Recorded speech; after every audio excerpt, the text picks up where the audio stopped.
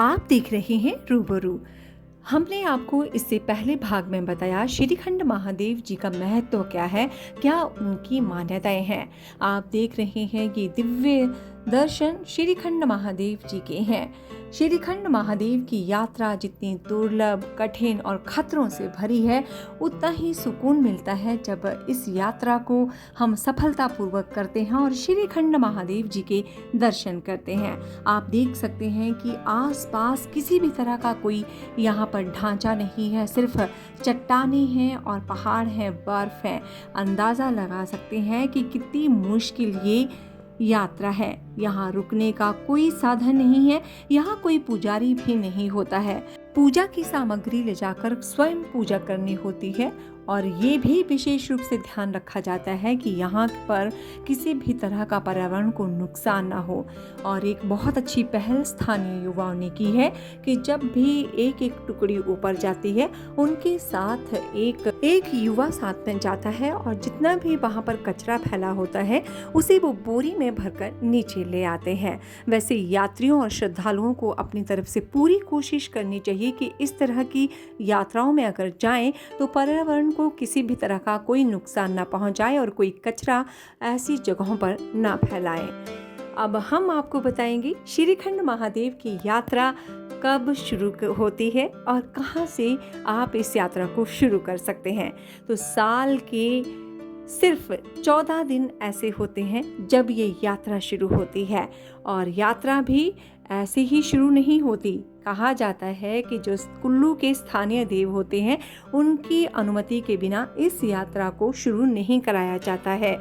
प्रशासन पूरे इंतजाम करता है और जब अनुमति मिल जाती है तो इस यात्रा को मात्र 14 दिनों के लिए खोला जाता है, क्योंकि यहाँ पर मौसम बहुत जल्दी बदलता रहता है और सिर्फ उन्हीं यात्रियों को आगे जाने की परमिशन होती है जो शारीरिक रूप से स्वस्थ होते हैं। उसके लिए एक प्रक्रिया है, वहाँ पर अपना मेडिकल फिट का सर्टिफिकेट भी दिखाना होता है। ये तो प्रक्रिया रही यात्रा शुरू करने के लिए। यात्रा पर जाने के लिए हर यात्री को 50 रुपए में पंजीकरण करवाना होता है, जिसके बाद यात्रा शुरू होती है। श्रीखंड महादेव की यात्रा शुरू करने से पहले तीर्थयात्री शिमला, निर्मुंड आदि कई स्थानों से होते हुए रामपुर से आगे जाओ तक पहुंचते हैं। वहां आधार गांव बना हुआ है जाओ में, जहां से श्रीखंड महादेव की दूरी 32 किलोमीटर है और एक तरफ का ही ये ट्रैक 32 किलोमीटर और बहुत खड़ी चढ़ाई वाला है, जो समुद्र तल से लगभग 18,570 फीट के ऊपर है। करीब 32 किलोमीटर लंबी इस यात्रा में बर्फीले और जड़ी बूटियों से लदे पहाड़ आते हैं। सुंदर और मनमोहक दृश्य, शीतल मंद सुगंधित हवा भी चलती रहती है। जाओ से यात्रा शुरू होती है और 3 किलोमीटर चलने के बाद सिंघाड़ पहुंचती है, पहला बेस कैंप जहां लंगर होता है। तीर्थयात्रियों के लिए मुफ्त भोजन और कुछ सशुल्क भोजन सेवाओं के साथ भी यहां पर उपलब्ध होता है। उसके बाद थाचरू तक 12 किलोमीटर की सीधी चढ़ाई है, जिसे दांडी धार या फिर घड़ी चढ़ाई के रूप में भी जाना जाता है, क्योंकि ये रास्ता या यूं कहें कि ये पूरा स्ट्रेच लगभग 70 डिग्री के उन्नयन कोण के साथ एक बहुत ही खड़ी ढलान है। थाचरू की ओर बढ़ते हुए हरे भरे देवदार के पेड़ और नदियां देखने को मिलती हैं, जो कि बहुत ही खूबसूरत लगती हैं। यात्रियों की थकान इन मनमोहक दृश्यों को देखते देखते थोड़ी कम तो होती है, लेकिन जैसे ही नजर ऊपर पड़ती है तो लगता है हाय, अभी तो बहुत दूर है, ऊपर पहुंचना है। थाचरू एक और आधार शिविर है जो हरे भरे देवदार के पेड़ों और पहाड़ियों से घिरा हुआ है, जहां भोजन और टेंट उपलब्ध है। यात्रा काली घाट तक 3 किलोमीटर की चढ़ाई के साथ शुरू होती है, जिसे देवी काली का निवास स्थान भी माना जाता है। मौसम साफ होने पर इस पॉइंट से शिवलिंग देखा जा सकता है। जैसे आप देख सकते हैं इस फोटो में, आपको दूर एक शिला दिखाई दे रही है, जो कि श्रीखंड महादेव जी का ही स्वरूप है। काली घाट से भीम तलाई की ओर 1 किलोमीटर की ढलान है। भीम तलाई से प्रस्थान करने पर कुंसा घाटी तक 3 किलोमीटर की दूरी है, जो हिमालय के फूलों से घिरी एक हरी भरी घाटी है। यहाँ से 3 किलोमीटर की दूरी पर अगला आधार शिविर भीम द्वार है, जहाँ सभी सामान्य सेवाएं हैं। ठीक 2 किलोमीटर आगे एक और आधार शिविर है, पार्वती बाग यानी पार्वती का बागीचा। माना जाता है कि ये देवी पार्वती द्वारा लगाया गया बागीचा है।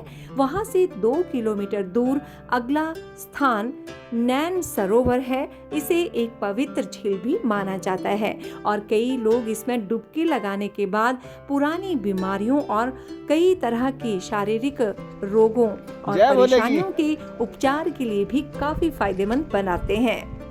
इसके बाद चट्टानी इलाकों से होते हुए शिखर तक लगभग 3 किलोमीटर का अंतिम हिस्सा है, जहां शिवलिंग स्थित है और ये बहुत ही कठिन चढ़ाई है।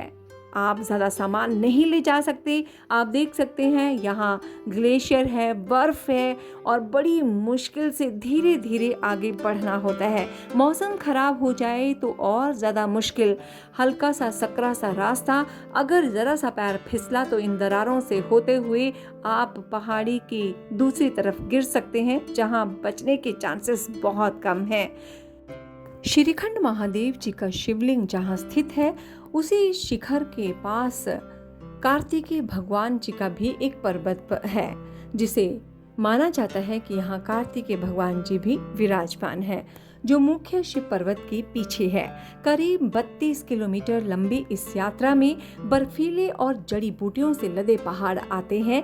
शिव आराधना करते करते भक्त संकरे और दुर्गम मार्ग पर आगे बढ़ते जाते हैं और इसी तरह से श्रीखंड महादेव जी के चट्टान स्वरूप के साक्षात दर्शन कर श्रद्धालु अभिभूत होते हैं और सभी को इस दुर्गम शिवलिंग के दर्शन भी कराते हैं। दर्शन करने के बाद किसी भी हालत में नीचे बेस कैंप तक पहुंचना जरूरी है, क्योंकि अगर मौसम खराब हो जाए तो यात्री यहां पर फंस सकते हैं और यहां पर किसी भी तरह का कोई इंतजाम नहीं है कि यहाँ पर ठहरा जाए। और अगर मौसम ज़्यादा खराब हो जाए तो अपने आप को सुरक्षित रखना भी एक बहुत बड़ी चुनौती है। ये यात्रा इसलिए भी दुर्गम है और इसलिए कठिनाइयों भरी है क्योंकि यहाँ पर किसी तरह के घोड़े, टट्टू या फिर किसी तरह के पिट्ठू का इंतजाम नहीं है। अपने बल पर ये यात्रा संपूर्ण करनी होती है। जय श्रीखंड महादेव।